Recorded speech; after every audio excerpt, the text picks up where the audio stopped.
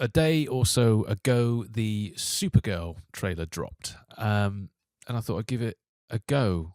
So, full disclosure, I'm not really a comic book guy, as it were. I was never really in it that much as a kid, although I kind of not getting into it, but reading it a lot more and watching a lot more of the shows and stuff because I'm a dad. I got a young family, and we're all kind of getting into it a little bit, even the wife. So,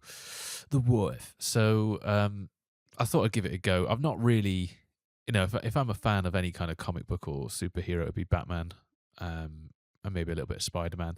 I really don't like Superman all that much. It just feels a little bit too convenient, like he's indestructible, he can fly, he can do anything he needs to do. He's indestructible apart from that one thing called kryptonite, which apparently is really hard to get, but every time he seems to go up against somebody, they seem to be able to find some. So it feels like a bit tropey, So Supergirl, I know literally nothing about. So the story might be really cool, might be really good. I just don't know. So I thought I'd jump into the trailer. So let's do it. Hey, I was just touching base to see when you think you might be coming back. I'm just worried that you're not going to find your stride here if you keep going off-world all the time, Kara. I'm worried you're not going to find your people. Yeah, well, that's the thing, Clark. I have no people. Oh, that vocal fry. That used to be, not too long ago. I remember, was it Tom Segura and Christina Brzezinski with a vocal fry? Your mom's house. That used to be such a good podcast. I haven't watched it in years. It's probably great still. Initial reaction to this, it just looks like a comic book film, CGI fest, obviously. Colors aren't that bad. They look very yellowy at the minute, but let's watch some more.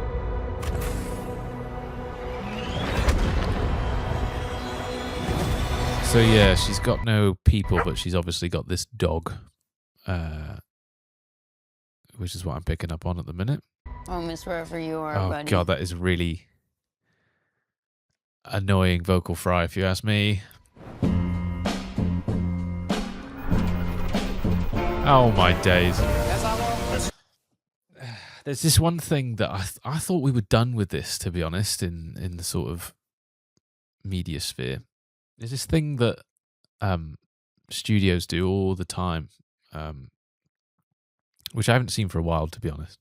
And I thought we were done with it. And I think Marvel were really the killers of this, and they kind of brought this in. But Netflix has taken it and run with it, and it's just so frustrating for me, so boring. What they do is they take a really good old song, a really, really good old song, really massive old song, and then they start playing it like they've just done here. I guarantee we are going to go into long sweeping soundscapey, kind of semi music, and then there's just going to be the vocal, which is going to be stripped right back down. There's going to be massive echoes through it, and it's just that nostalgia appeal again.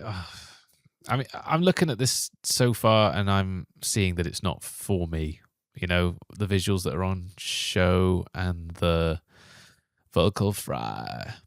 It's clearly not made for me, I don't think. I think I'm not the target audience, but let's continue. We may find out differently. Krypto and I at least had each other. Honestly, I thought we were lucky. But look. That's a little bit confusing because obviously Superman is talking to her at the beginning, and he's obviously friendly. I don't know the relationship between Superman and Supergirl. So please feel free to let me know in the comments. But it just seems a little bit like, I don't know, teenage rebellion. Something like that. Almost by definition runs out.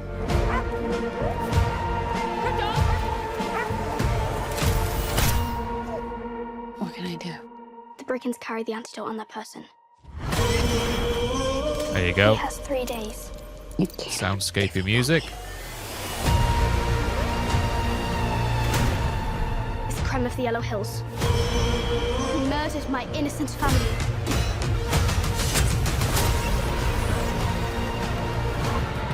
Just do what I say. And don't die. Whoa. This is not Only thing that strikes me here really is I'm getting massive Dead Space vibes for all those old school gamers such as myself. Don't you think? Visually, this is just a whole lot of green screen. not look like this is gonna end well for you guys.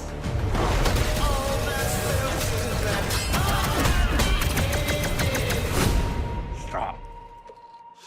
You're hurting my head. Doing his best Worf impression there.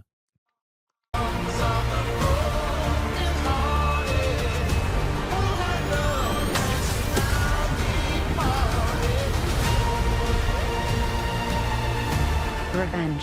See, I think a big thing with which this film is going to get compared to an awful lot, for obvious reasons, is Captain Marvel.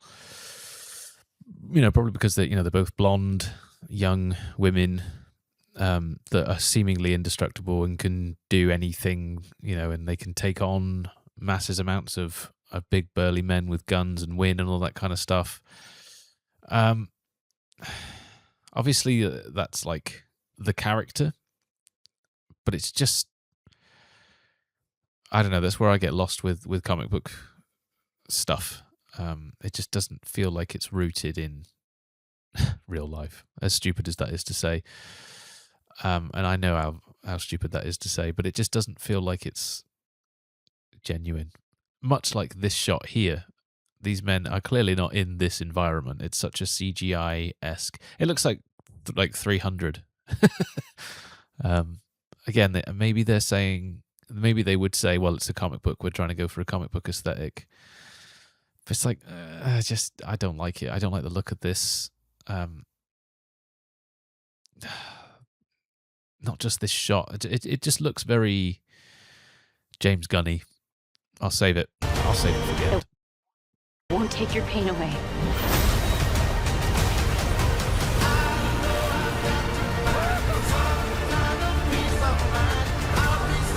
Yeah, see, that's what I'm talking about there. That to me just looks straight out of Captain Marvel. It looks like they even took some of the project files from the CGI and just put someone else in it. Yeah. Do you see what I mean? It's like I'm almost certain I saw this in a Marvel film. Yeah. Your eyes are beautiful and you cry. A lot of pain. I like the villain though. He looks very villainy. He sounds very villainy. Your eyes are beautiful and you Yeah, he looks cool. It looks like a cool villain. Is that a Russian accent as well? Are Russians the baddies in Hollywood again? cry. A lot of pain. Yeah, I like his aesthetic. I think he looks cool. He looks like a mean villain. I like it. A lot of suffering. Looks like the film is going to obviously center around the dog. So I didn't watch all of the Superman film that launched the James Gunn DC run because it's just not for me. Like I didn't like the aesthetic of what I was seeing. I didn't like the kind of stories and the it just was a bit dull, a bit boring. So I just switched it off halfway through. I found it was boring. Again, not my character, not my genre really. Although I do like some of the Marvel films. But the big thing that I remember hearing at the time was that Krypto, the dog, was like a big thing that they were using to sell the film, and obviously they've leaned on that. Maybe they set that up in the first one. I couldn't comment on that because I didn't see all of it. But it looks like obviously the dog is obviously the main storyline in this one, and it is a cute dog. But I hope it's not just a MacGuffin, a tale of MacGuffin on MacGuffin and mystery box and all that kind of stuff. It's just, I'm not really getting anything other than generic superhero film, which I thought we'd all kind of agreed that superhero fatigue was a thing. But I don't know. There is no home without you, buddy. Is that her "don't make me angry" moment? I know it's the Hulk, it's Marvel, but it just felt very, you wouldn't like me when I'm angry.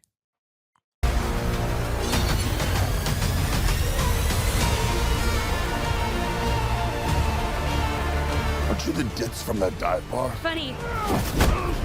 That's what I've been calling you. Touche.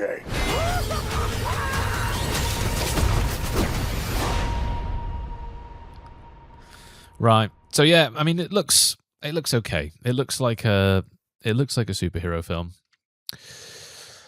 Jason Momoa is going to do Jason Momoa things, and I'm not really sold on Jason Momoa. I don't really like Jason Momoa all that much. I know he's, some people really love him, and I have no problem with him. Don't get me wrong. I don't think he's like a bad actor. I think he's just that kind of Jack Black type.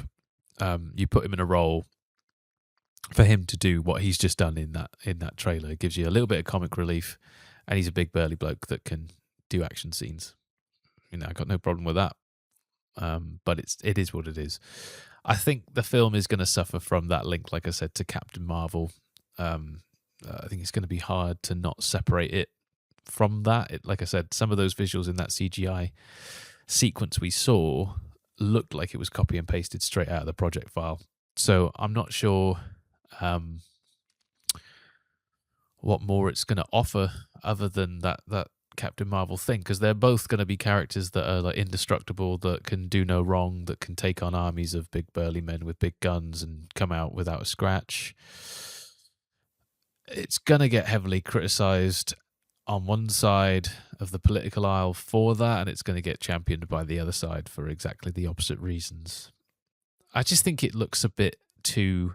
It's a very James Gunn-esque aesthetic, which you expect, because obviously I think he's the lead filmmaker on this one. He definitely was on Superman. It looks like Guardians of the Galaxy 4, or how is it 3 they've done? So yeah, this looks like Guardians of the Galaxy 4 without the cool characters from Guardians of the Galaxy. It's one of those that you'd have to know the storyline a bit more, but it's quite clear that it's going to be, she's got to go and get some stuff from the baddies. She's going to be a reluctant hero. It just looks very tired and boring, and just same old nonsense that we've kind of gotten bored of. I really think that superhero fatigue is a thing. I think that the problem with the superhero film space is that they have locked into the Marvel way of doing things, which worked for Marvel. And we'll see if that is replicable in the modern era, modern day, in December when they release Doomsday, which obviously the jury is still out on. I just think this... I don't know Supergirl. I don't really like Superman, so I don't think this one's for me. Like the Fantastic Four just wasn't something I was interested in, regardless of cast or crew or whatever the story was about. It's just don't like Fantastic Four. Not a big comic book guy, like I said at the beginning, and so that's gonna hamper my will to go and see this in the cinema, especially with the cost of living crisis, especially when there's so much politics in media. I just don't think it's going to be for me, so I'll probably give it a miss.